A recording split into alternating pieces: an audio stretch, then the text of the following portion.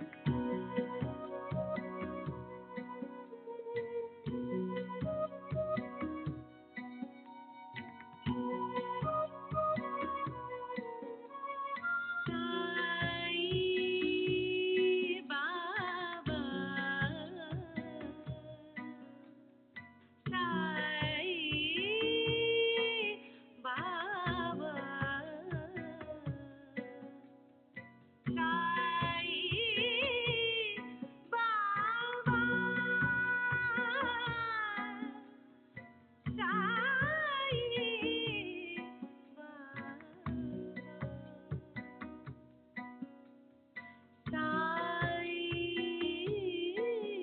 బాబా సాయి బాబా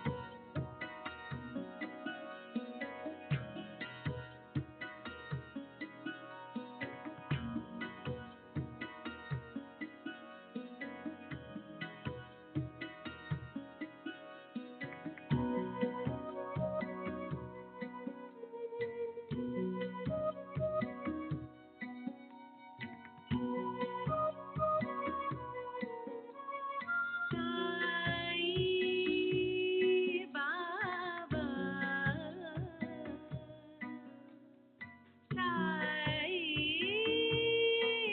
బాబా సాయి బాబా సాయి బాబా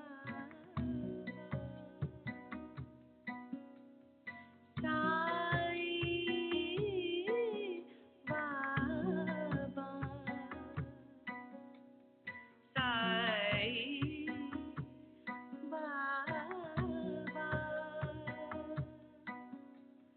సాయి బాబా సాయి బాబా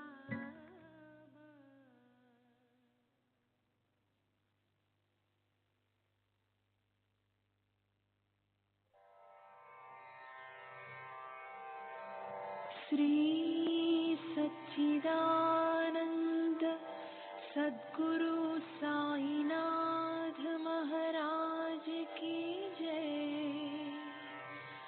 सद्गुरु श्री साईनाथुनि शरद बाबू जी की जय।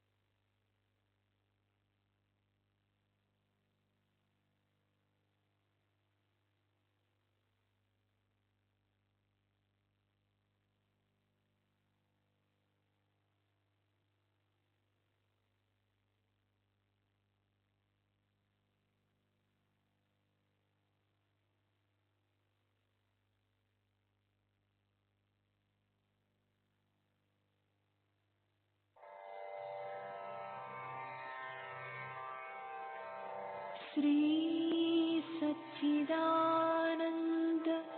सद्गुरु साईनाथ महाराज की जय। सद्गुरु श्री साईनाथुनि शरद बाबू जी की जय।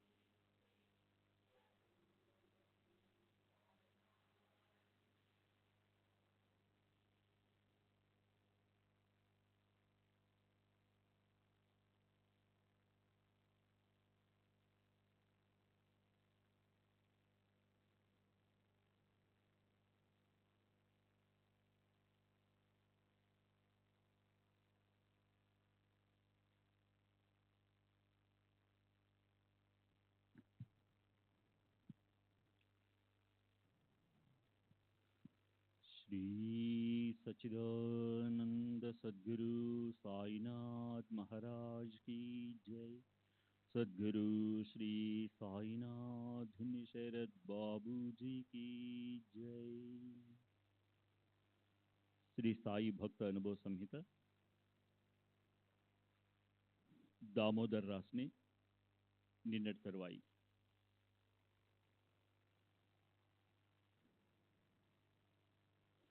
నాకు వివాహం చేయడానికి నిశ్చయించినప్పుడు 4 సంబంధాలు వచ్చాయి.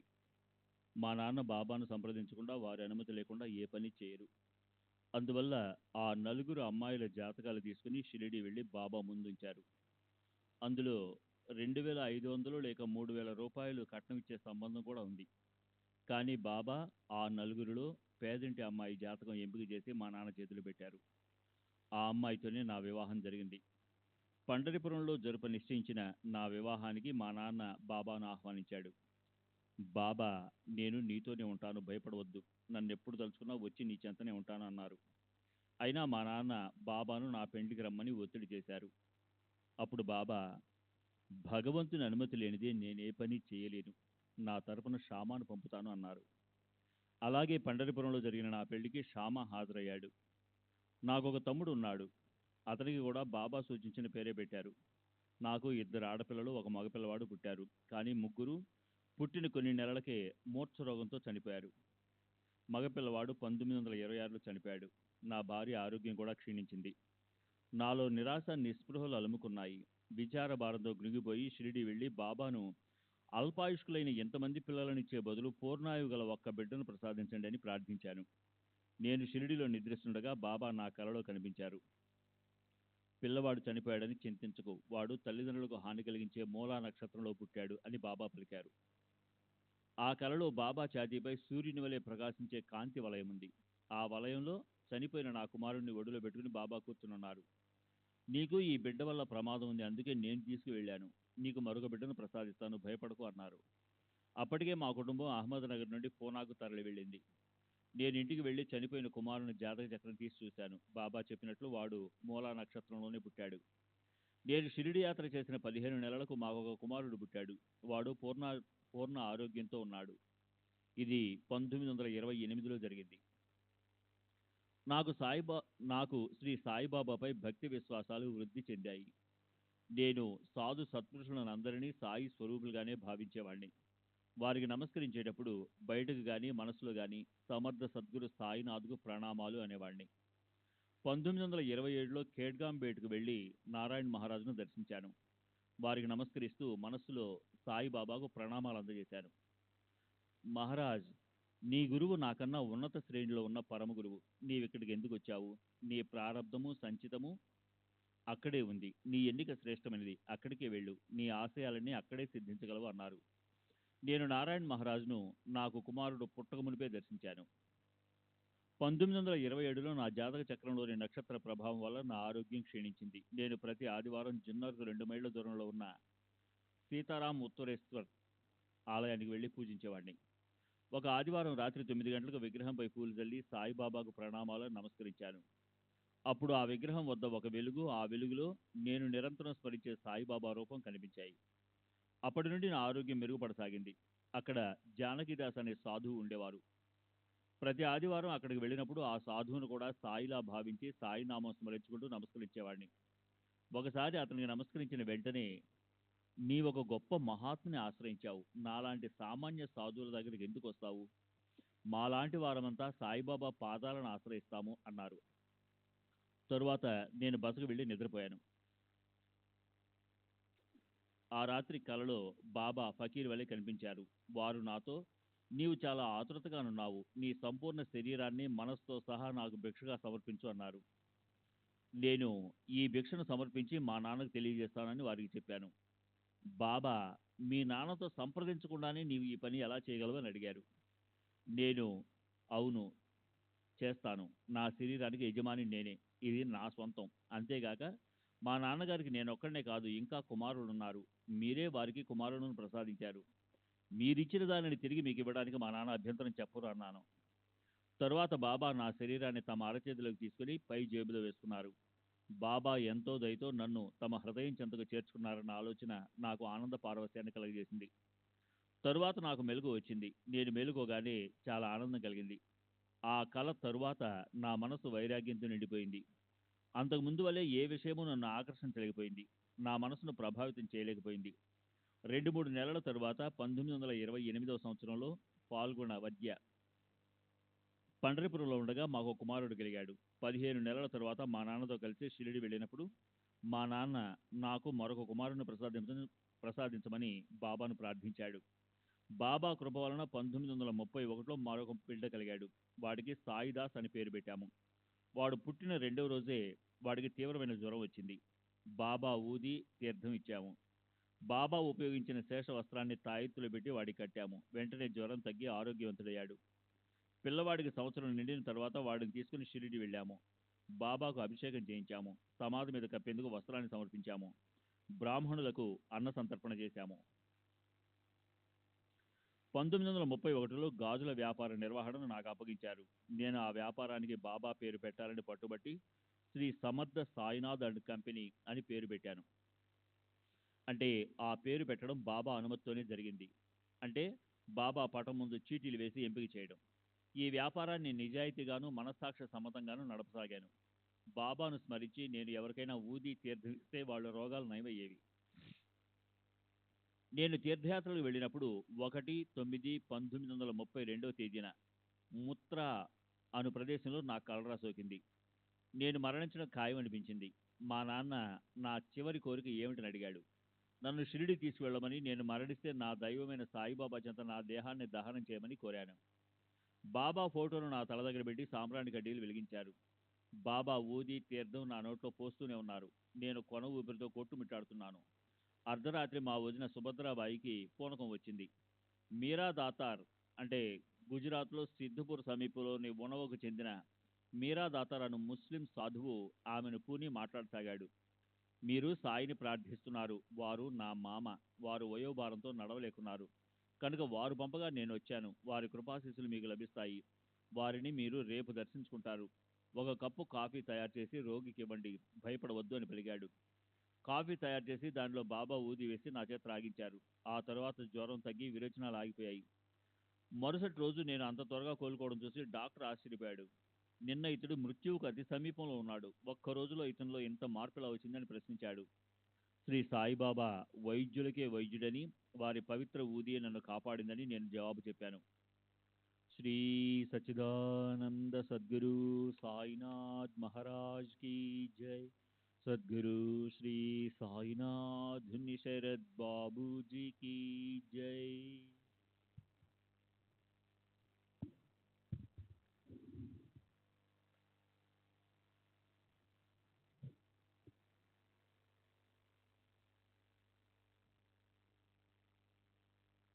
దామోదర్ సావల్రామ్ రాస్నే ఉరఫ్ అన్నా రాస్నే, తండ్రి సావల్రామ్ రాస్నే కాసర్, అహ్మద్ నగర్, ప్రస్తుత నివాసం పూనా.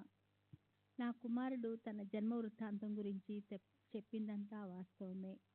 నేను సంతానాన్ని ఆశించి బాబాను దర్శించినప్పుడు వారు ఎంతో దయతో నన్ను ఆశీర్వదించారు. నేను కోపర్గాన్ స్టేషన్లో దిగి షిరిడీకి చేరే మార్గంలో ఉన్న సమయంలోనే బాబా నేను వస్తున్నట్లు భక్తులకు చెప్పి నాకు ఇవ్వటానికి కొన్ని మామిడి పండ్లు తీసి ఉంచారు.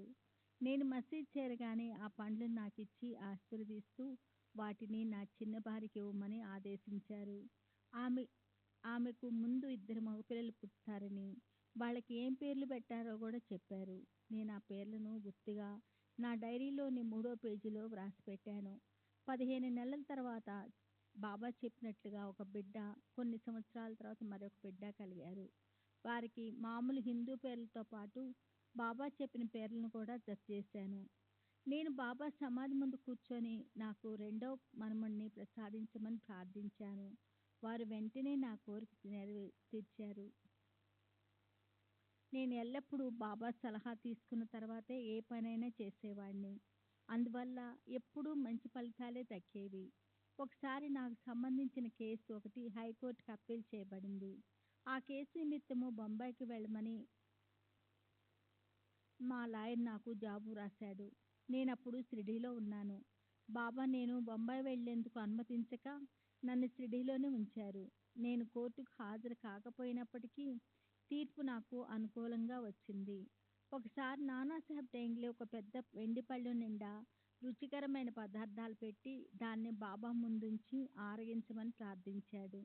అప్పుడు బాబా కేక వేయగానే ఒక నల్ల కుక్క పరుగున వచ్చి పళ్ళెంలోని పదార్థాలను తినసాగింది. అక్కడే నిలబడి చూస్తున్న నానాసాహెబ్ డేంగ్లే ఈ ఊరు కుక్క కోసమేనా ఇంత కష్టపడి ఈ పదార్థాలను తయారు చేసిందని మనసులో అసహ్యించుకున్నాడు. వెంటనే బాబా పళ్ళాన్ని అతని వైపు నెట్టి కోపంగా తీసుకుపో అన్నారు. ఇది జరిగినప్పుడు నేను అక్కడే ఉన్నాను. బాబా మూగజీవులను, కడజాతి వాళ్లను తమతో సమానంగా భావించి ఆదరించేవారు. ఒకసారి నేను షిరిడీలో విందు ఒకటి ఏర్పాటు చేసి బాబా స్వయంగా రారని తెలుసు కాబట్టి వారి బదులు బాలాబాటేలను విందుకు పంపమని అభ్యర్థించాను. నేను బాబా వద్దకు వెళ్ళిన తొలి రోజుల్లో నేవాసాకు చెందిన బాలాబాటేలు మసీదులు చిమ్మటం వంటి పనులతో పాటు బాబాకు పలు రకాల సేవలు చేస్తుండేవాడు. అతడు కడజాతివాడు. అతనిని దుత్ దుత్ అని అసహించుకుంటూ అవమానించుకుంటే పంపుతామని బాబా చెప్పారు. నేను అలాగేనని వారికి హామీ ఇచ్చి బాలాబాటేల్ను ఇంటికి తీసుకెళ్ళాను. భోజనం తయారవగానే బాబాకు ప్రత్యేకించి ఒక పళ్ళెం పెట్టి వండిన వంటకాలన్నీ అందులో వడ్డించి బాబా రండి అని ఆహ్వానించాను. వెంటనే ఒక నల్లని కుక్క లోనికి ప్రవేశించి పళ్ళెంలోని పదార్థాలన్నిటినీ తిని వెళ్ళిపోయింది. అది తిన్నంత వరకు నేను గౌరవభావంతో వేచి ఉండి తర్వాత బాలాబాటేల్ను నాతో పాటు కూర్చోబెట్టుకొని అతిథులందరితో కలిసి భోంచేశాను. నా మనసు ఎప్పుడూ బాబా ధ్యాసలోనే ఉండేది. తరచూ వారి దర్శనం నాకు ఇక్కడే లభించేది. బాబా అప్పుడప్పుడు కఠినంగా తిట్టేవారు, కొట్టేవారు కూడా. అక్కల్కోట్ మహారాజ్ వంటి మహాత్ముల తిట్లు, దెబ్బలే శుభాలని కలుగు చేస్తాయని నాకు తెలుసు. అందువల్ల బాబా తిట్లను, దెబ్బలను నేను అవమానకరంగా భావించేవాడిని కాదు. వారితో గల అనుబంధాన్ని నేను ఎన్నడూ వదులుకోలేదు. బాబా ముస్లింలను నమాజ్ చేసుకోమని, తర్వాత తమ వద్ద ఖురాన్ పఠించమని చెప్పేవారు. అప్పుడప్పుడు మౌలీలతో మతపరమైన విషయాలు మాట్లాడుతుండేవారు. నేను మొట్టమొదట షిరిడీకి 1895 ప్రాంతంలో వెళ్ళాను. నేను వెళ్ళిన మరుసటి సంవత్సరం నుండి శ్రీరామనవమి ఉత్సవాలు ప్రారంభమయ్యాయి. 40 సంవత్సరాలుగా ప్రతి సంవత్సరము ఈ ఉత్సవాలకు జరి అంచు జెండా ఒకటి సమర్పిస్తున్నాను. అప్పటికి నానా అంటే దౌలత్ షా ఇంకా పుట్టలేదు. దాసన్ మహారాజ్ కానీ, దాబోల్కర్ కానీ నా అనుభవాల గురించి నన్నెప్పుడూ అడగలేదు. నేను వాళ్ళకి ఏ వివరాలు చెప్పలేదు. నాకు ముగ్గురు భార్యలు ఉన్నారని రాసిన విషయం వాస్తవం కాదు. నాకు 2 భార్యలు మాత్రమే ఉన్నారు. నేను జ్యోతిష శాస్త్రాన్ని సంప్రదించాను. నా జాతక చక్రంలోని 5వ స్థానంలో కేతు ఉన్నందువల్ల నాకు సంతానం కలగటం కష్టమని జ్యోతిష్కులు చెప్పారు. కానీ సాయిబాబా విధి విధానాన్ని మార్చి నాకు సంతాన ప్రాప్తిని కలుగు చేశారు. తాము ఇచ్చిన 4 మామిడి పండ్లు నా చిన్న భార్యకి ఇమ్మని, ఆమెకు 8 మంది పిల్లలు పుడతారని బాబా చెప్పారు. వారు చెప్పినట్లుగానే జరిగింది. నా వ్యాపార విషయాల్లో నేను బాబాని సంప్రదించేవాడిని. ఒకసారి బొంబాయి ప్రతి మార్కెట్లో పెట్టుబడి పెట్టమని ఒక దళారి నాకు చెప్పాడు. అతను నా వ్యాపారంలో భాగస్థుడు కాదు. నేనే మొత్తం పెట్టుబడి పెట్టాలి. బాబా వద్దకు వెళ్ళి మసీదులో వారి పాదాలు ఒత్తుతూ నాకు వచ్చే లాభంలో బాబాకు వాటా ఇవ్వాలని తలచాను. ఆ సమయంలో బాబా, నేను, మహల్సాపతి మాత్రమే మసీదులో ఉన్నాము. బాబా వ్యాపార విషయాల్లో తగులుకొనటం నాకు ఇష్టం లేదు అన్నారు. దాంతో నేను ఆ వ్యాపారం మానుకున్నాను. మరోసారి నేను షిరిడీ వెళ్ళినప్పుడు ధాన్యం వ్యాపారం చేయవచ్చా అని బాబాని అడిగాను. ధరలు పడిపోతాయని, కొన్న ధర కన్నా తక్కువ ధరకు అమ్మవలసి వస్తుందని బాబా చెప్పారు. నేను ఆ ఆలోచన కూడా మానుకున్నాను. నేను ఈ విషయాన్ని నా స్నేహితుడైన ఒక వ్యాపారికి చెప్పాను. చాలా కాలంగా ధరలు క్రమంగా పెరుగుతూ వస్తున్నాయని, తగ్గడం జరగదని బాబా సూచన తప్పని అతను చెప్పాడు. ఆ తర్వాత శ్రావణం వచ్చింది. వర్షాలు పడ్డాయి. ధరలు అకస్మాత్తుగా పడిపోయాయి. ధాన్యాన్ని నిల్వ చేసిన వ్యాపారులు అపారంగా నష్టపోయారు. ఈ విషయంలో బాబా నన్ను కాపాడారు. బాబా అనుమతి లేనిదే నేను ఏ లావాదేవీలు జరిపేవాడిని కాదు. బాబా సశరీరులుగా ఉన్నప్పుడు షిరిడీ వెళ్ళి ప్రతి విషయాన్ని వారితో సంప్రదించేవాడిని. 1918లో బాబా మహాసమాధి అనంతరము వారి పటం ముందు చీటీలు వేసి నిర్ణయం తీసుకునేవాడిని. వారు ఇప్పటికీ నన్ను సరైన మార్గంలోనే నడిపిస్తున్నారు. ఒకసారి నేను మసీదులో భక్తులందరితో పాటు బాబా పాదాల చెంత కూర్చుని ఉన్నాను. అప్పుడు నా మదిలో మెదిలిన 2 ప్రశ్నలకు బాబా సమాధానం ఇచ్చారు. బాబా దగ్గరకు అసంఖ్యాకమైన భక్తులు వస్తుంటారు కదా, వచ్చిన వారందరూ వారి నుండి లబ్ధి పొందుతున్నారా? దానికి బాబా, పూత పూసిన మామిడి చెట్లను చూడు. అందులోని పువ్వులన్నీ కాయలై పండ్లైతే ఎంత బాగుంటుంది. కానీ అలా అవుతాయా? ఎక్కువ భాగం రాలిపోతాయి. కొన్ని పువ్వులుగా, కొన్ని పిందులుగా, మరికొన్ని గాలికి రాలిపోతాయి. ఏ కొద్దో మిగులుతాయి అన్నారు. ఇది నా గురించి అడిగింది. బాబా సమాధి చెందితే నాకు దిక్కెవరో, నా గతి ఏమవుతుందని చింతించాను. దానికి బాబా, ఎప్పుడైనా ఎక్కడైనా నన్ను తలిచిన వెంటనే నేను నీ వెంటే ఉంటాను అని హామీ ఇచ్చారు. బాబా ఇచ్చిన హామీని వారు 1918 ముందు తర్వాత కూడా నెరవేరుస్తున్నారు. వారు నాతోనే ఉండి నాకు మార్గం చూపిస్తున్నారు. 1910-11 ప్రాంతంలో నా సోదరులు నా నుండి వేరైపోయారు. అకస్మాత్తుగా నా సోదరి చనిపోయింది. మా ఇంట్లో దొంగలు పడ్డారు. దానిపై పోలీస్ విచారణ జరిగింది. వీటన్నిటి వల్ల నా మనసు వికలమైంది. సాయిలీలా మాస్ పత్రికలో ఇది ప్రస్తావించబడింది. నా సోదరి చనిపోయినప్పుడు నేను దుఃఖభారంతో కుమిలిపోయి జీవితం పట్ల ఆశను, ఆనందాన్ని కోల్పోయాను. నేను బాబా దగ్గరికి వెళ్ళినప్పుడు వారు హితవాక్యాలతో నన్ను ఓదార్చారు. అప్పా కులకర్ణి ఇంటికి పంపి పూరణ పోలీలతో విందు భోజనం చేయించి నాకు చందనం పూయించారు. 30 సంవత్సరాల నుండి నాతో ఉండిన నా పాత స్నేహితుడు నా భార్య నగలు పెట్టిన దొంగిలించుకుని వెళ్ళాడు. ఆ నగలతో పాటు మంగళకరమైన సత్తు అంటే ముక్కు పుడక కూడా ఉంది. నేను బాబా ఫోటో ముందు కూర్చొని విలపించాను. మరుసటి రోజు నా స్నేహితుడు మా ఇంటికి వచ్చి క్షమాపణలు చెప్పి నగల పెట్టిన తిరిగి ఇచ్చాడు. శ్రీ సచ్చిదానంద సద్గురు సాయినాథ్ మహారాజ్ కీ జై. సద్గురు శ్రీ సాయినాథ్ శరత్ బాబూజీ కీ జై.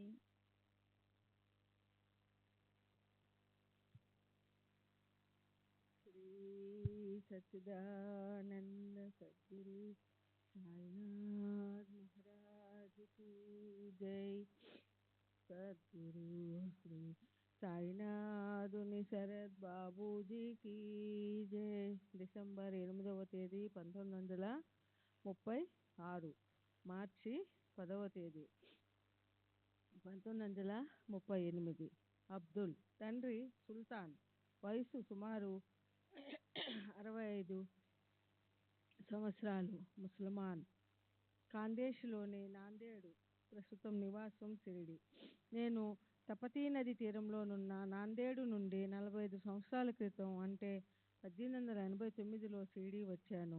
మొదట నేను నాందేడుకు చెందిన అమీరుద్దీన్ ఫకీర్ ఆశ్రయంలో ఉన్నాను. ఆ ఫకీరుకు సాయిబాబా కలలో కనపడి 2 మామిడి పండ్లను ప్రసాదించి వాటిని నా చేతికి ఇచ్చి నన్ను షిరిడి పంపమని ఆదేశించారు. అమీరుద్దీన్ ఫకీరు తన కల విషయం చెప్పి మామిడి పండ్లను ఇచ్చి నన్ను షిరిడీలోని శ్రీ సాయిబాబా దగ్గరకు వెళ్ళమన్నారు.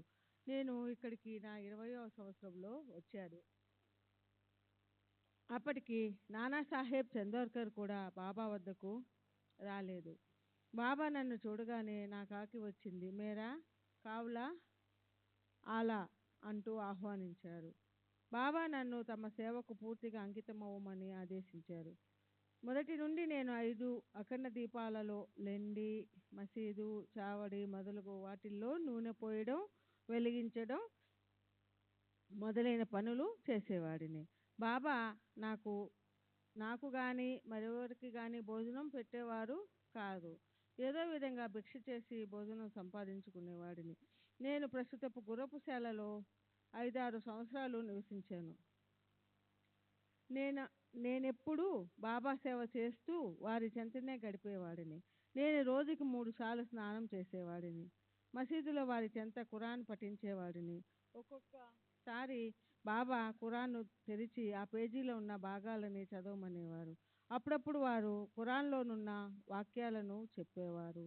బాబా నోటి నుండి వెలువడిన ప్రతి మాట పవిత్రమైనదే. వారి మాటలను మరాఠీ, మోడీ లిపిలో పుస్తకంలో రాసేవాడిని.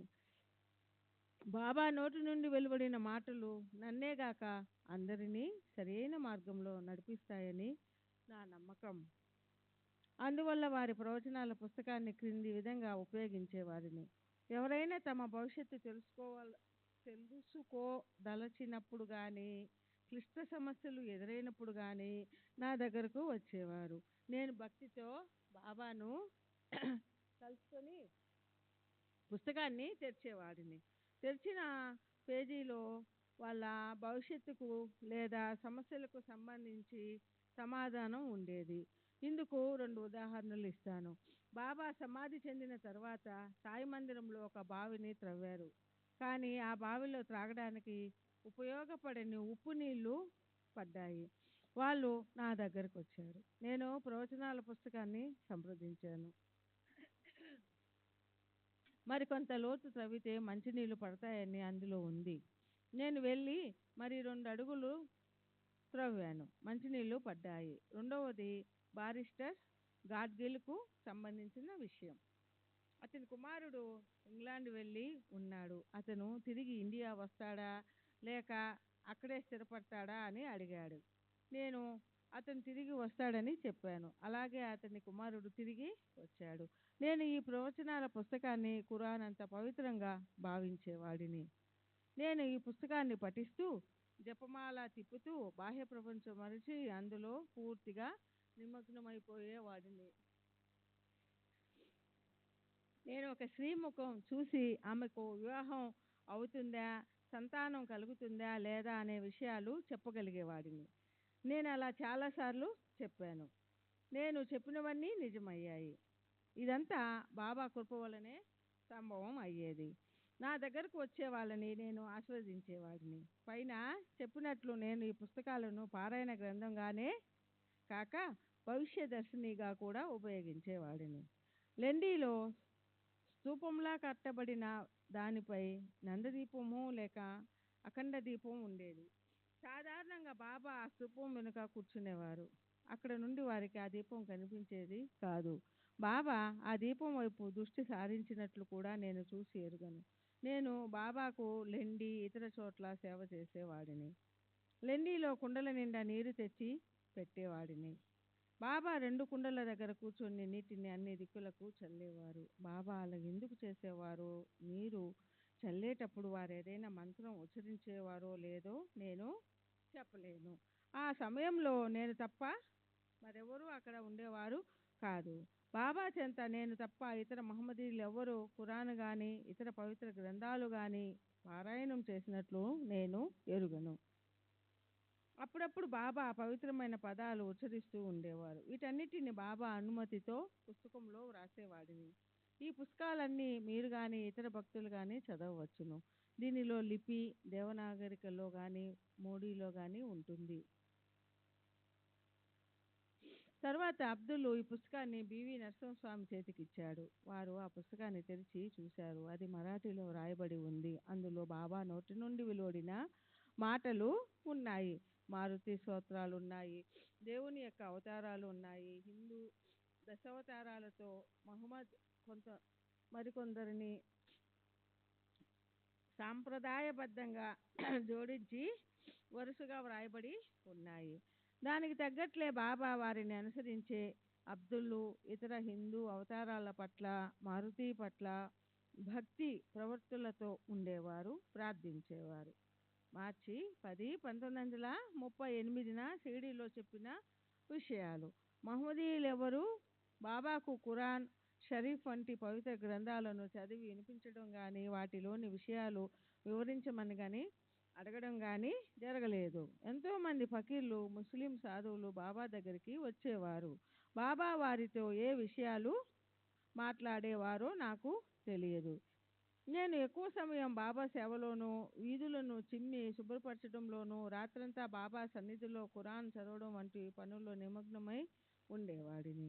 రాత్రి సమయాలలో నిద్రపోకుండా ఖురాన్ చదువుతూ ఉండమని బాబా చెప్పేవారు. పవిత్రమైన ఖురాన్ చదువుతూ తూగకూడదని, నిద్రలోకి జారుకోకూడదని కూడా బాబా చెప్పేవారు. స్వల్పంగా తిను, ఒక్క పదార్థంతో తృప్తిపడు, రుచులకు పోవద్దు, అతిగా నిద్రపోవద్దు అని బాబా చెప్పేవారు. ఇంకా బాబా నేను చదివిన దానిపై ధ్యాస ఉంచమనేవారు. వారు నాతో నేను ఎవరిని అని విచారించమని చెప్పారు. నేను వారి సలహా పాటించి కొద్దిగా తిని రాత్రుల్లో నిద్రపోకుండా ఖురాన్లోని శ్లోకాలను మననం చేసుకుంటూ ఉండేవాడిని.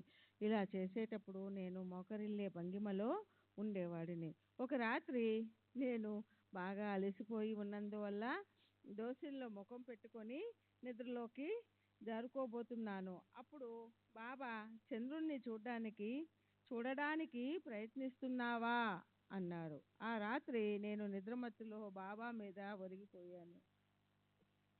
బాబా నా పాదాలపై నెమ్మదిగా తట్టడంతో మేల్కొన్నాను.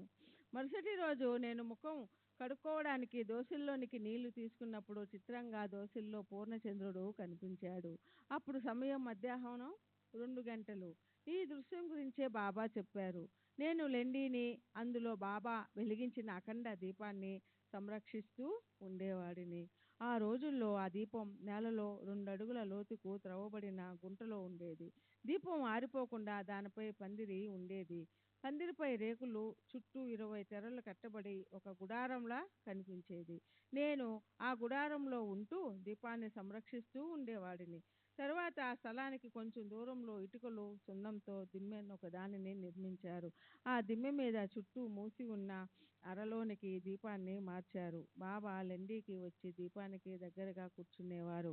నేను 2 బకెట్లతో నీరు తెచ్చి వారి దగ్గర పెట్టేవాడిని. వారు ఆ నీటిని దీపం చుట్టూ చల్లేవారు. తర్వాత అన్ని దిక్కుల వైపు కొన్ని గజాలు నడిచి వెళ్ళి అక్కడ నిలబడి ఆ దిక్కు వైపు తదేకంగా చూస్తూ ఉండేవారు. నేను సాయికి చేసే సేవ అందరికీ చేసినట్లుగా భావించేవాడిని. షిరిడీ పొలిమేరలలో ఉన్న కాలువలో బాబా బట్టలు ఉతికి తెచ్చేవాడిని. మసీదు చావడి వాటి పరిసరాలు శుభ్రంగా చిమ్మేవాడిని. దీపాలు తుడిచి నూనె పోసి పెట్టేవాడిని.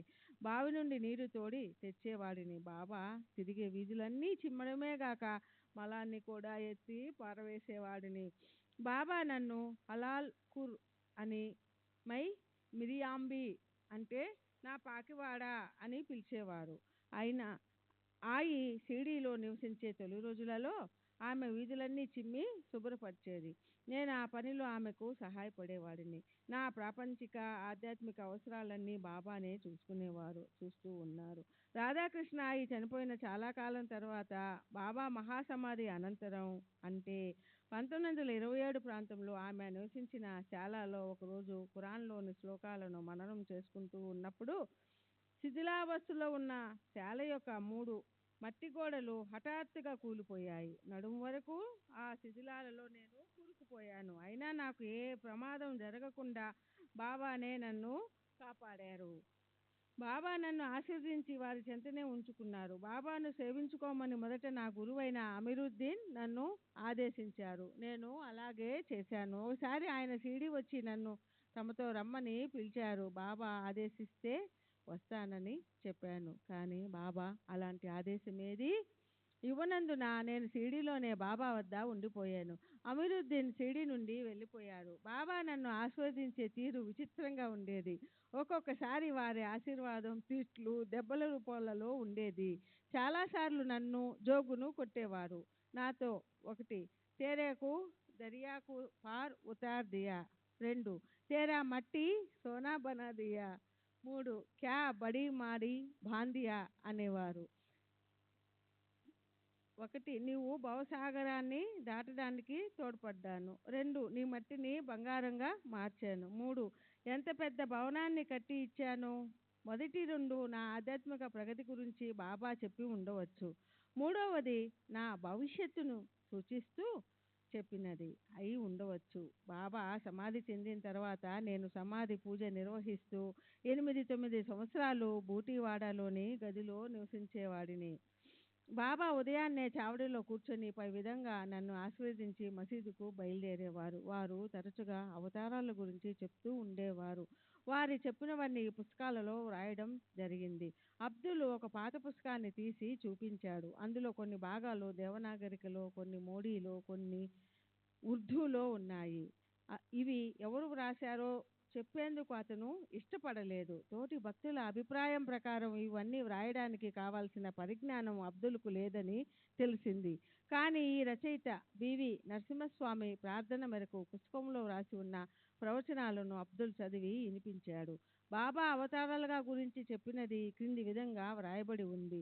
బాబా మొదట చెప్పినది ఓంకార్, ఓంకార్ సే భవకార్, భవాకార్ సే आद, आद से अलेक, अलेक से निरंजन, निरंजन से निराकार, निराकार से नील, नील से अनिल, अनिल से शून्य। श्री सच्चिदानंद सद्गुरु साईनाथ श्री साईनाथ निसरत बाबूजी की जय। कैसव आम्रा उत्तर पूर्व फिर रक्ष फिर मत्सवतार मनायत आस्मित झमृत बहिरत अनह बहिरदी उच्चायत देखायत भलींतर तिर्मक्र अनह त्र्यंबका कदावतार उच्चायत देखायत प्रजायत उग्रसेना खदिन ढाल बारक्षर वराह अवतार कली अवतार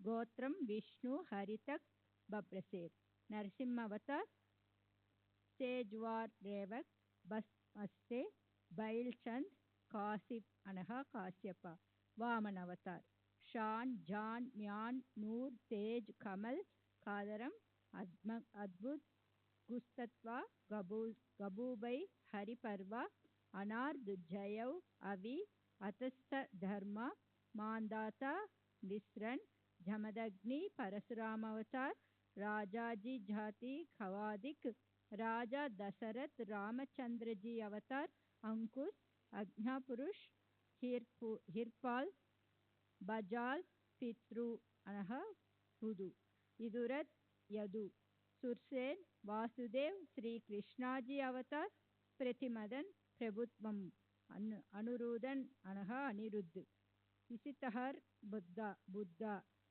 बलि अवतार कली ब्राह्मण हहु राजूत हुआ गौली हुआ बाद मुसलमान हुआ चतुर्युग 4 अवतार निकाल अनह कृतयुगा तीर्थ में 3 अवतार अनह त्रेतयुग द्वापरम धोनी अधर्वन में 1 अवतार मत्स्य कच्छ वराह नरसिंह वामन परशुराम कृष्णाजी बुद्धा भी कल्कि याने इब्राहिम 4 वेद किए एटेराव को वास्ते कलम हरिश उतारा है खुदा की कुदरत खुदा ही जाने हर वेदम हजूर अवतार निकाले मगर हर जमाने के इबादत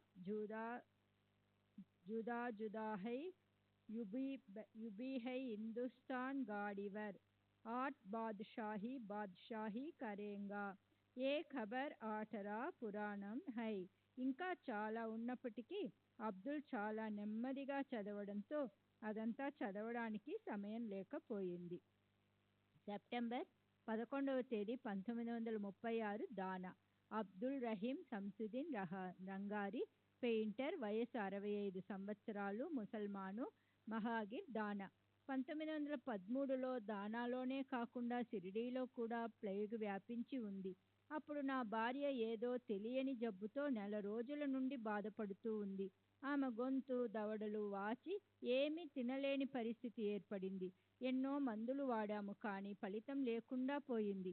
మా పొరుగున నివసించే స్థానిక ప్లీడరైన ఆర్జీ గుప్తే అనునతడు నా భార్యను షిరిడీలో ఉన్న సాయిబాబా వద్దకు తీసుకువెళ్ళమని, అలా చేస్తే ఆమె జబ్బు నయమవుతుందని సలహా ఇచ్చాడు.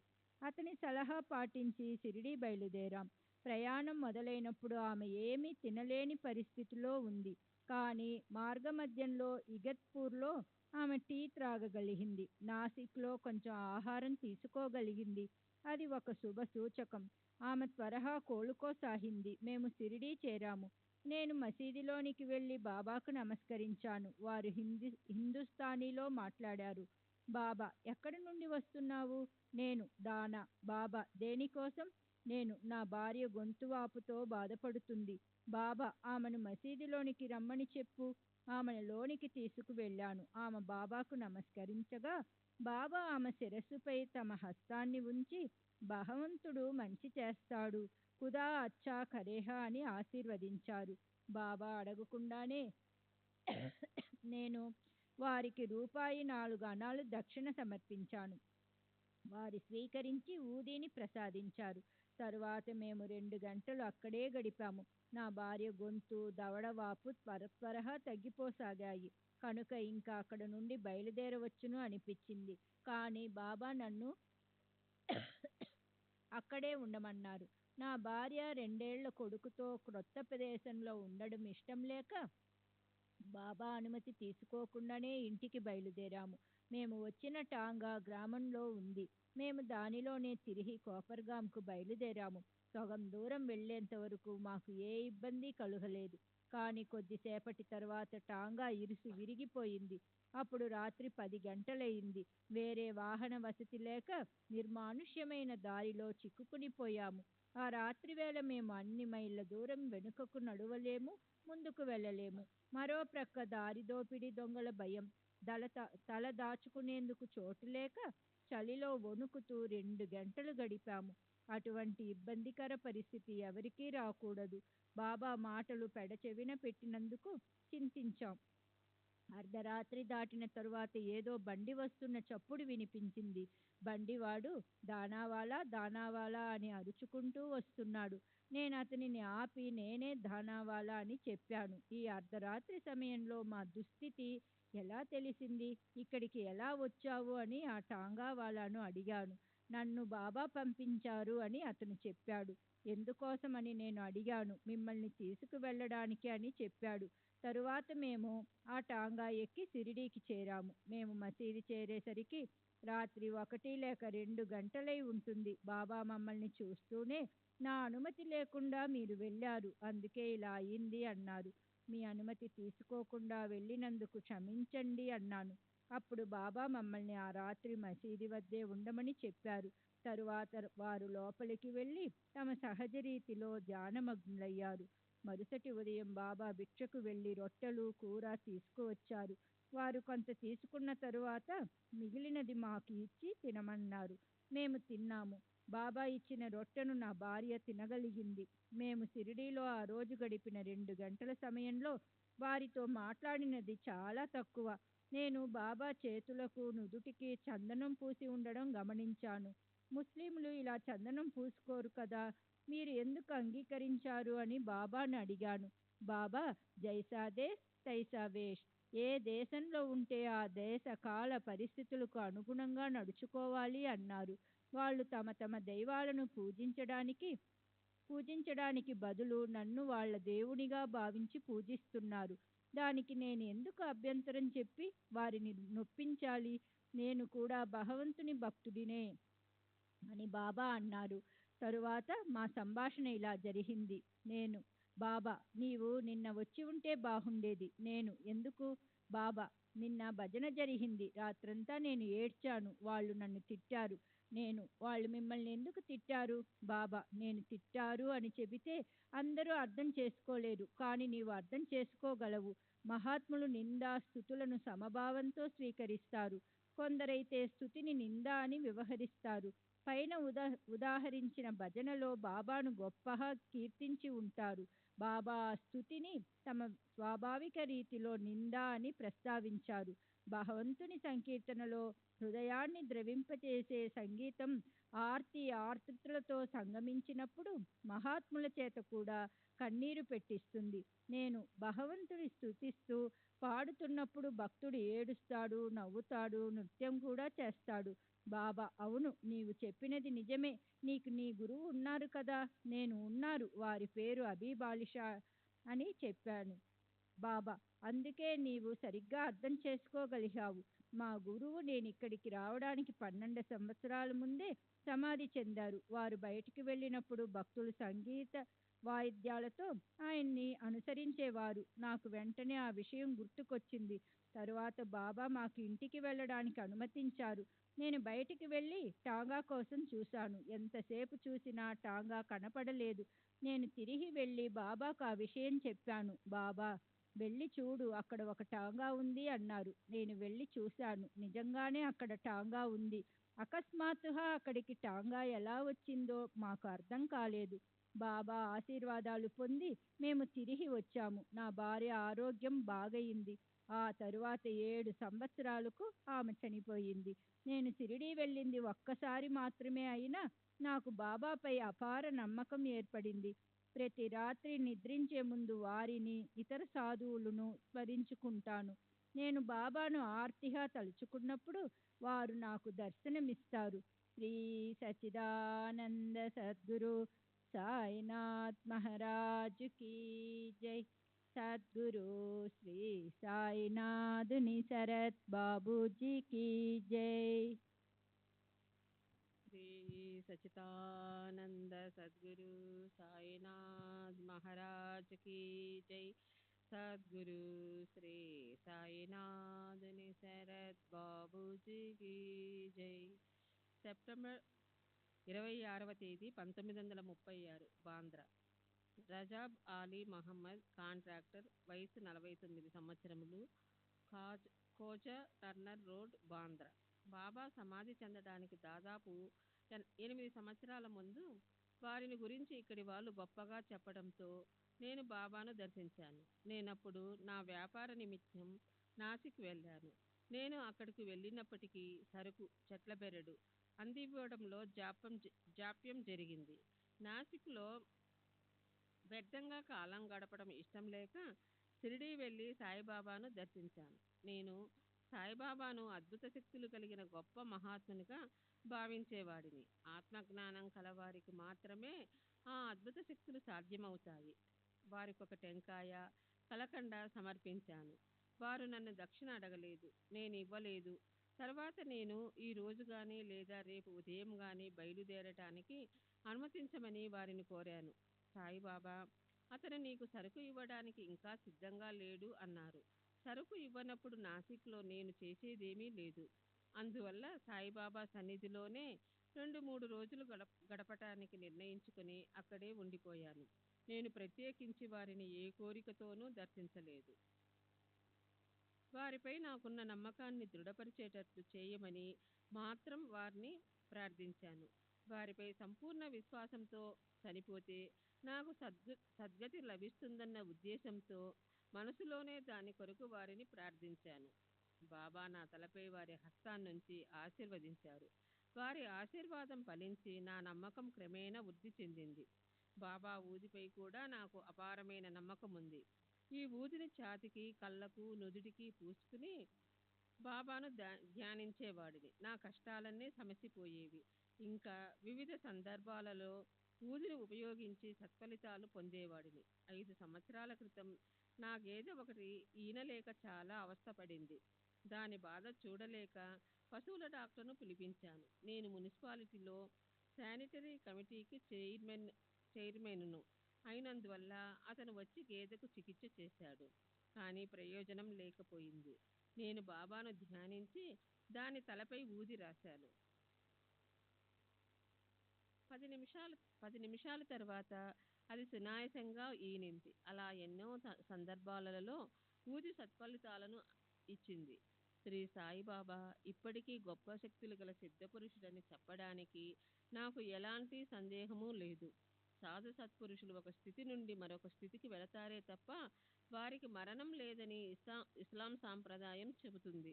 నేను ఎందరో మహాత్ముల సమాధులను ఢిల్లీలో దర్శించాను. మరియు సస్యరిల్లుగా ఉన్న నాగపూర్కు చెందిన తాజుద్దీన్ బాబా, పూనాకు చెందిన బాబాజాన్ మొదలైన మహాత్ములను దర్శించాను. 1928 నాకు అనేక అనుభవాలు ఉన్నాయి. ఇవి నా సద్గతి కొరకు విశ్వాసాన్ని పెంచడమే కాక నాకు ప్రాపంచిక ప్రయోజనాన్ని కూడా చేకూర్చాయి. నీవు విడిగా 100 ప్రార్థనలు చేయడం కన్నా ఒక మహాత్ముని సన్నిధిలో గడపటం ఎంతో ఉత్తమమని ఒక నానుడి ఉంది. దానిని నేను గట్టిగా నమ్ముతాను, ఆచరిస్తాను. మా ఇంటిలో సాయిబాబా పింగాణి విగ్రహము మరియు సాయిబాబా పటము ఉన్నాయి. మా కుటుంబమంతా ప్రతి గురువారం ఆ విగ్రహం ముందు సాంబ్రాణి కడ్డీలు వెలిగిస్తాయి. డిసెంబర్ 15వ తేదీ 1936 బాంద్రా. ఆదం దళాలి, ఎస్టేట్ బ్రోకర్, దళారి, వయసు సుమారు 70 సంవత్సరములు, నౌపాడు మసీదు దగ్గర, బాంద్రా. నేను ఎంతో కాలం నుండి శ్రీ సాయిబాబా భక్తుడని. వారితో నాకున్న అనుభవాలు శ్రీ సాయిలీలా మాసిక పత్రికలో ప్రచురింపబడ్డాయి. చాలా కాలం నుండి నేను బాబా వద్దకు వెళుతున్నాను. వారు దయామయులు, గొప్ప దాతృత్వము కలవారు. వారు నాకు ఎన్నో సందర్భాలలో సహాయపడ్డారు. ముఖ్యమైనవి కొన్ని వివరిస్తాను. శ్రీ సచిదానంద సద్గురు సాయినాథ్ మహారాజ్ కీ జై. సద్గురు శ్రీ సాయినాథ్ నిసరత్ బాబూజీ కీ జై.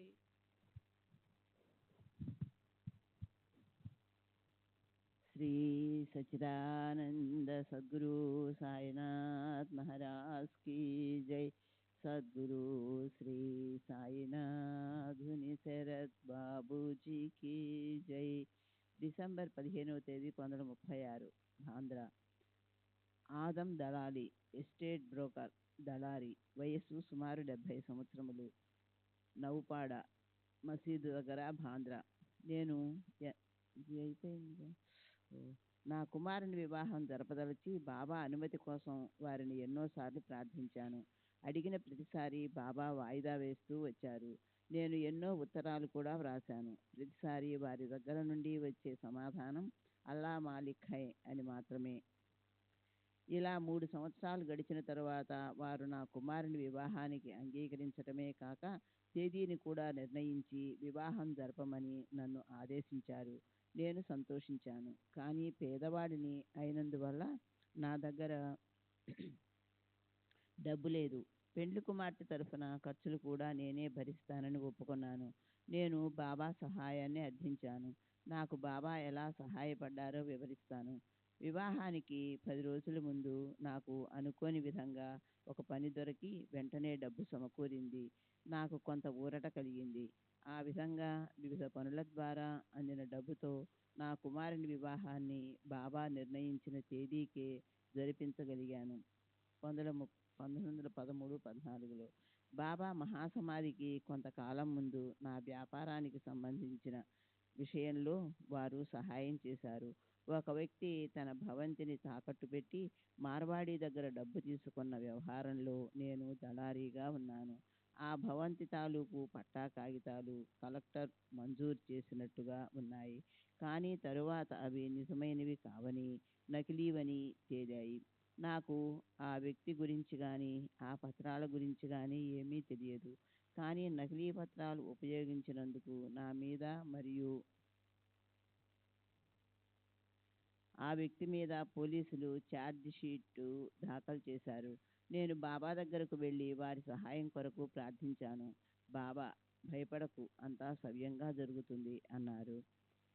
నేను టెండూల్కర్ ఇంటికి వెళ్ళి ఆయన శ్రీమతితో బాబాను నా కొరకు ప్రార్థించమని వేడుకొని ఆమెను నీవు విడుదల అవుతావు అని అనమన్నాను. ఆమె అలాగే అన్నది. ఆ రోజే కేసు నుండి నన్ను విడుదల చేశారు. ఆ కుదవ పెట్టిన వ్యక్తిని కోర్టులో ప్రవేశపెట్టి నన్ను ప్రభుత్వ న్యాయవాది తరఫు సాక్షిగా విచారించారు. ప్రాపంచిక విషయాలలో నాకెన్నో అనుభవాలు కలిగాయి, కానీ నాకవి ఇప్పుడు గుర్తులేవు. నేను ఖురాన్ చదవలేదు. బాబాను ఆధ్యాత్మిక విషయాల గురించి అడగనూ లేదు. బాబా కూడా నన్ను ఖురాన్ చదవమని చెప్పటం కానీ నాతో ఆధ్యాత్మిక విషయాలు మాట్లాడటం కానీ చేయలేదు. కానీ బడే బాబాతో మాత్రం ఖురాన్ చదవమని బాబా చెప్తుండేవారు. ముస్లిం పండితులను కానీ ప్రముఖులు కానీ బాబాను దర్శించినట్టుగా నాకు గుర్తులేదు.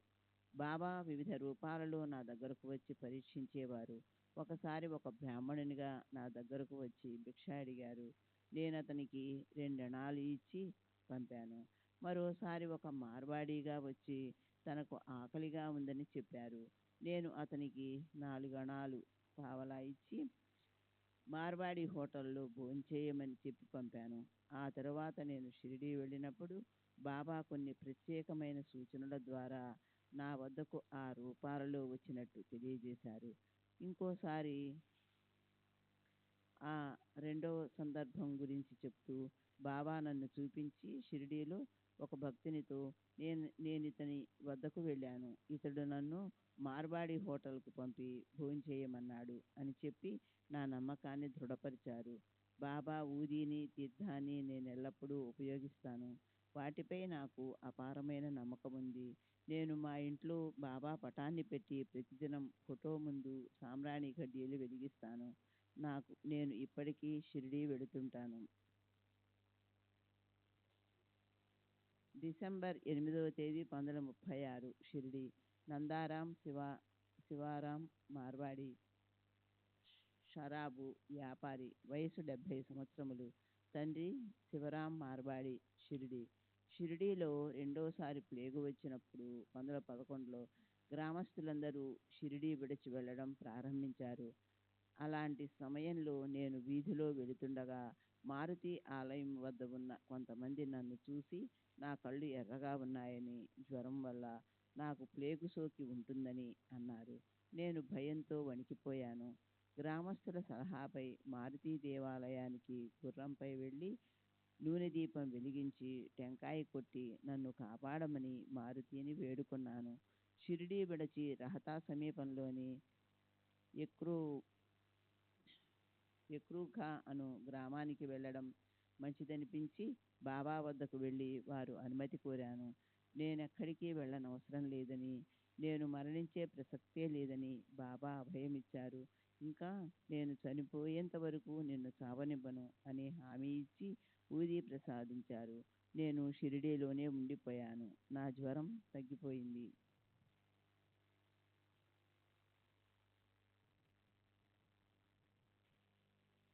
అక్టోబర్ 15వ తేదీ 1936 నాసిక్.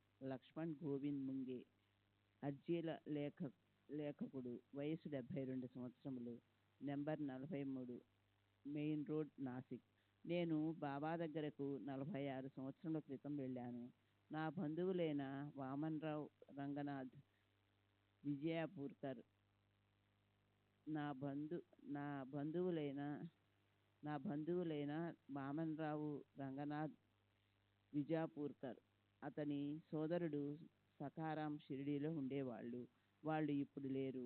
నేనప్పుడు చిదంబర్ కేశవ్ గాడ్గిల్ అను సీనియర్ మమల్తాదార్ వద్ద గుమస్తాగా పనిచేస్తూ ఉండేవాడిని. ఒకసారి చిదంబర్ కేశవ్ గాడ్గిల్, నానాసాహెబ్ నిమోన్కర్లు బాబాను దర్శించడానికి షిరిడీ వెళుతుండగా వారితో నేను వెళ్ళాను. ఆ మునుపటి రాత్రి గదిలో మేము ముగ్గురం మాత్రమే ఉండగా, పడుకోబోయే ముందు గాడ్గిల్ బాబాకు సమర్పించడానికి కొన్ని ఖర్జూర పళ్ళు, సాంబ్రాణి కడ్డీ ప్యాకెట్టు ₹1 ప్రత్యేకించి విడిగా పెట్టుకున్నాడు. మరుసటి ఉదయం మేము ముగ్గురం బాబాను దర్శించాము. ముస్లిం ఫకీరైన బాబాను హిందువులు పూజించటం చూసి నేను ఆశ్చర్యపోయాను. అప్పుడు బాబా గాడ్గిల్ను, నా ఖర్జూర పండ్లు, సాంబ్రాణి కడ్డీ ప్యాకెట్టు ₹1 నాకివ్వు అన్నారు. ఆ మాటలు విని నేను నిశ్చేష్టుడనయ్యాను. వారు సర్వజ్ఞులని అర్థమైంది. గాడ్గిల్ ఆ మూడింటిని బాబాకు సమర్పించాడు. బాబా స్వీకరించారు. నానాసాహెబ్ నిమోన్కర్ తనంతట తానే బాబాకు ₹10 నోటు ఇవ్వబోయాడు. నేను ఫకీరును, ఈ డబ్బు తీసుకోను అంటూ బాబా తిరస్కరించారు. తర్వాత గాడ్గిల్ నుండి స్వీకరించిన వాటిని క్రింది విధంగా ఉపయోగించారు. మసీదులో వెలిగించే దీపాలకు నూనె పోయడానికి ₹6 నూనె వర్తకునికిచ్చారు. సాంబ్రాణి కడ్డీలు వెలిగించి పెట్టారు. ఖర్జూర పండ్లను అక్కడున్న భక్తులకు పంచారు. అది చూసిన తరువాత బాబా ఒక మహనీయులని, వారిని పూజించటం సరి అయినదే అనిపించింది. నా 26వ ఏట 1890లో నేను బాబాను దర్శించాను. వారప్పుడు రహతాలోని మారుతి దేవాలయంలో ఉన్నారు. నా వివాహం నిశ్చయమైంది. కానీ పెండ్లి కూతురును అలంకరించడానికి నా దగ్గర నగలు లేవు. రహతాలో ఉన్న మా మేనత్త భర్త నుండి సహాయం పొందడానికి వెళ్ళాను. బాబాను దేవాలయంలో చూసి వారి వద్దకు వెళ్ళగా, బిడ్డారా, నిన్న నీ గురించే ఆలోచిస్తున్నాను అంటూ ఆహ్వానించారు. బాబా తమ కాళ్ళు వత్తమన్నారు. నేను అలాగే చేశాను. వారు నాకు ఒక మామిడి పండు ఇచ్చి తినమన్నారు. నేను తిన్నాను. అది ఎంతో మధురంగా ఉంది. తర్వాత బాబా నన్ను ఇలా ప్రశ్నించసాగారు. బాబా, నువ్వు దేనికోసం వచ్చావు? నేను, నా వివాహం నిశ్చయమైంది. నా వద్ద నగలు లేవు. వాటిని అరువు తీసుకోవడానికి వచ్చాను. బాబా, ఎవరికి ఎవరు ఇచ్చేదెవరు, పుచ్చుకునేదెవరు? అవసరానికి ఎవరూ సహాయం చేయరు. నీకు అవసరమైతే ₹1000 కానీ ₹2000 కానీ వాటికి సరిపడా నగలు నా దగ్గర నుండి తీసుకో. గోనెగుడ్డలు ధరించి చేతిలో ఒక రేకు డబ్బా పట్టుకుని ఉన్న ఈ ఫకీరు నాకు ఇవన్నీ ఎలా ఇవ్వగలడని తలిచాను. నేనక్కడ నుండి మా మేనత్త ఇంటికి వెళ్ళాను. మా మామతో నా అవసరాన్ని గురించి చెప్పాను. మా మామ తన దగ్గర నగలేమీ లేవని చెప్పాడు. ప్రస్తుతానికి వివాహం వాయిదా వేసుకోక తప్పదన్న బాధతో వెనుదిరిగాను. అదే సమయంలో నా స్నేహితుడొకడు కలిశాడు. అతడికి విషయమంతా చెప్పాను. అతని మధ్యవర్తిత్వంతో సిన్నేరుకు చెందిన ఒక గుజరాతీ షావుకారు ఖాళీ అందెలు, ముక్కుపడక అరువుగా ఇచ్చాడు. తర్వాత 30 తులాల బంగారంతో నాకు అవసరమైన నగలు ఒక్క రోజులో తయారు చేయించి అప్పుగా వడ్డీ చెల్లించేటట్టు ఇచ్చాడు. అనుకున్న ముహూర్తానికే నా వివాహం జరిగింది. ఈ విధంగా నా స్నేహితుడు మరియు గుజరాతీ షావుకారుల ద్వారా నాకు సహాయం అందేలా చేసి బాబా తాము ఇచ్చిన మాటను నిలబెట్టుకున్నారు. ఈ సంఘటన జరిగిన తర్వాత నేను ప్రతి సంవత్సరం షిరిడీ వెళ్ళి బాబాను దర్శించుకునేవాడిని. నాకు మొదట్లో కొంతమంది బిడ్డలు నుంచి నా దురదృష్టానికి దుఃఖిస్తూ నాకు దీర్ఘాయువు గల ఒక కుమారుని ప్రసాదించమని ప్రార్థించాను. వారు, నువ్వు ఎందుకు ఒక్క పిల్లవాడినే కోరుకుంటావు, నేను నీకు 2 కుమారులను ప్రసాదిస్తాను అన్నారు. బాబా ఆశీర్వదించినట్టుగానే నాకు ఇప్పుడు 2 కుమారులు ఉన్నారు. ఒకరికి 13 సంవత్సరములు, మరొకరికి 10 సంవత్సరములు. 2 కుమార్తెలు కూడా ఉన్నారు. ఒకరికి 27 సంవత్సరములు, మరొకరికి 18 సంవత్సరములు. నేను ఇంట్లో బాబా ఫోటోను నిత్యం పూజిస్తాను. వారు నా కోరికలన్నీ తీర్చారు. ఈ క్రింది సంఘటన దానికి నిదర్శనం. ఒక వ్యక్తి, అతని కుమార్తె మా ఇంట్లో అతిథులుగా కొద్ది రోజులు ఉన్నారు. ఆ అమ్మాయికి తీవ్రంగా జబ్బు చేసి స్పృహ కోల్పోయింది. ఆమె బ్రతుకుతుందనే ఆశ ఎవరికీ లేదు. ఆ రాత్రి ఆమె తల దగ్గర నేను బాబా ఫోటోను ఉంచి బాబా ఊదీని ఆ అమ్మాయికి పెట్టాను. ఉదయానికి ఆ అమ్మాయికి స్పృహ వచ్చింది. ఆ అమ్మాయి తల్లి బాబాకు 10 రూపాయలు దక్షిణ సమర్పిస్తానని మొక్కుకొని వాటిని సమర్పించింది. శ్రీ సచ్చిదానంద సద్గురు సాయినాథ్ మహారాజ్ కీ జై. సద్గురు శ్రీ సాయినాథుని శరత్ బాబూజీ కీ జై.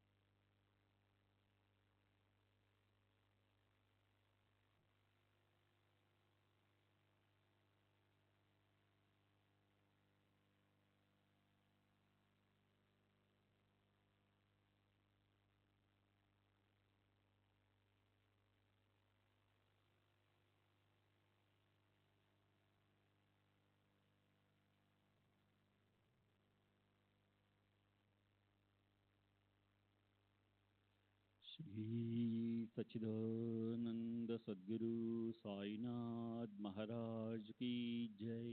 సద్గురు శ్రీ సాయినాథుని శరత్ బాబూజీ की जय.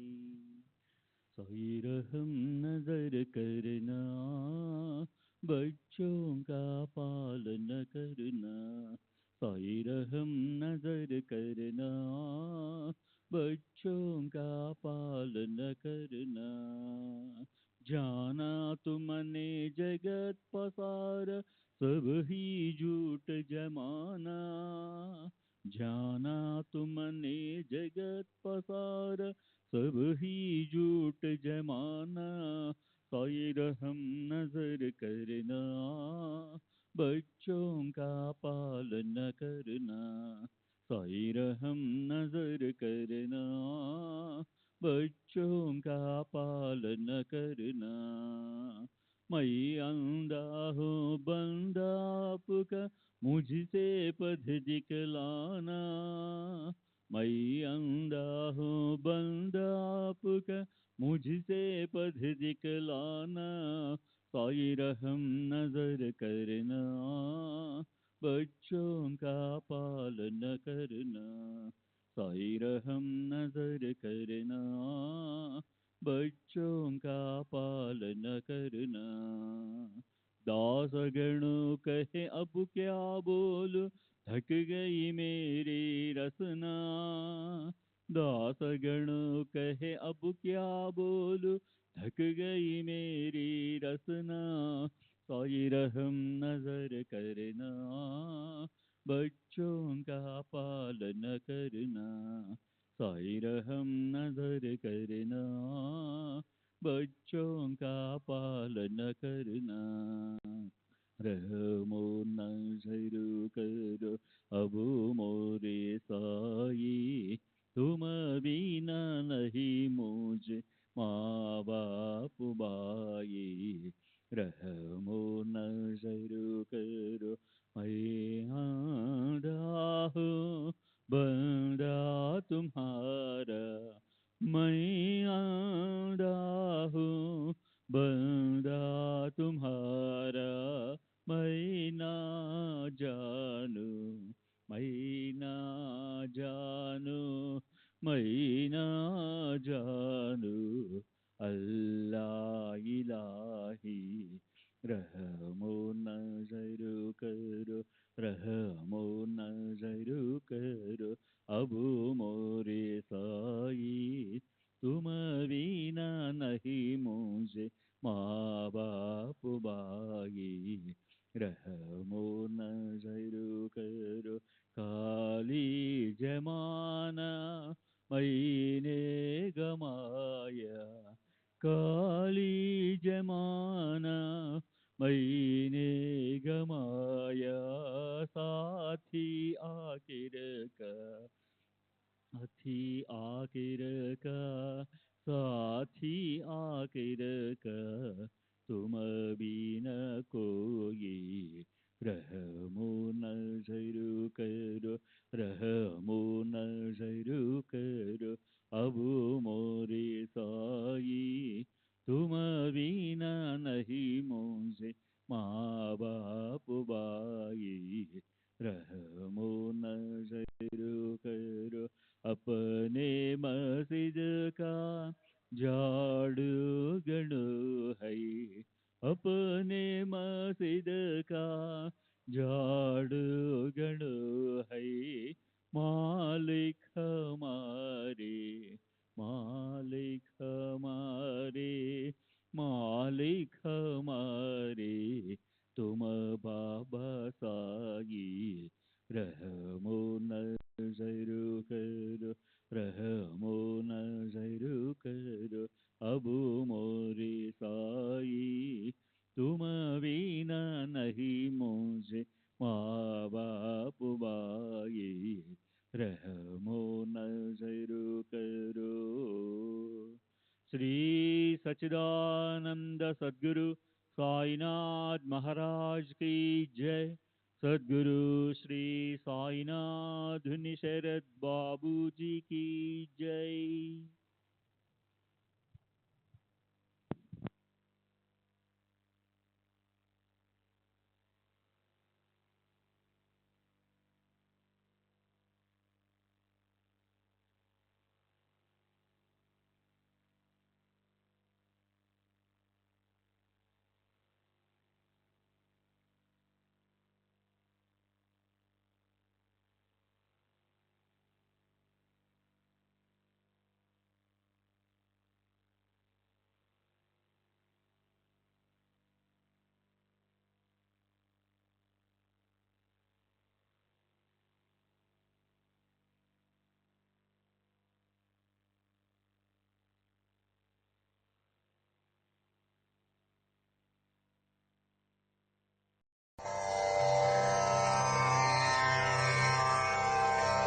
श्री सच्चिदानंद सद्गुरु साईनाथ महाराज की जय। सद्गुरु श्री साईनाथुनि शरद बाबू जी की जय।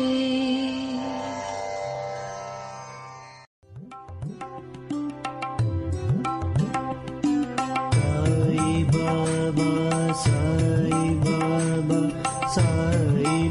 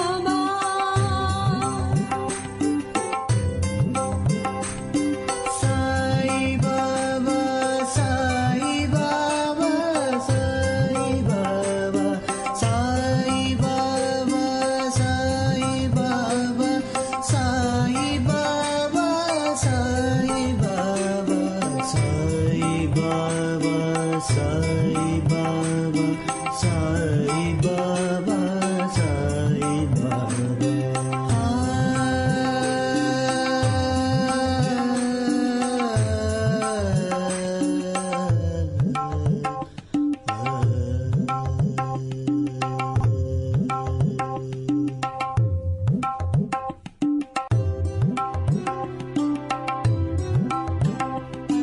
Sai Baba, Sai Baba, Sai Baba.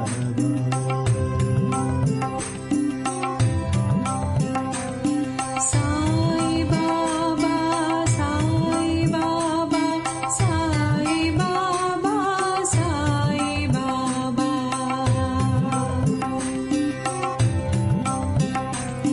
Sai Baba, Sai Baba, Sai Baba, Sai Baba.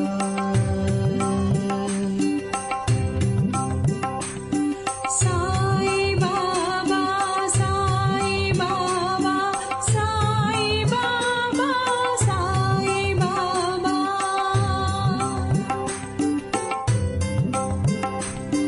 Sai Baba, Sai Baba, Sai Baba, Sai Baba, Sai Baba, Sai Baba, Sai Baba, Sai Baba, Sai Baba, Sai Baba, Sai